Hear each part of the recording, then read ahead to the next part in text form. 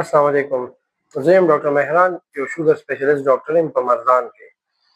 او نن د سره به کوم ټاپک خبره کوم، په دې باندې ما مخکې د دې ویډیوګانې جوړې کړې وې.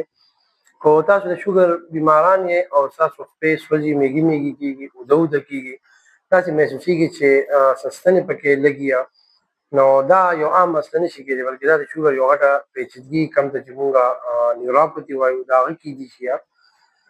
د شوګر د زیاتېدو یا د شوګر د ډېر وخت کېدو او د ډېر وخت بې کنټروله چلېدو په وجه کله کله د خپو رګونه متاثره شي.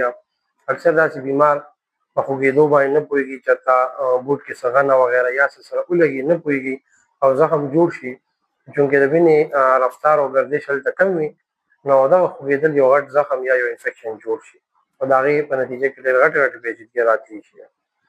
نو که تاسو هم داسې د شوګر بیمار یې، شوګر ټسټونه بې قابو یا او داسې د خپو دا تکلیف درته وي، نو دا د عام دردونو د ګولو یا د کریم وغیره کار نه دی، بلکې دا صحیح د سپیشلیست یو مشوره پکار دی لپاره مکمل کمپلیټ کیر د شوګر کنټرول د خپو مکمل علاج پکار دی.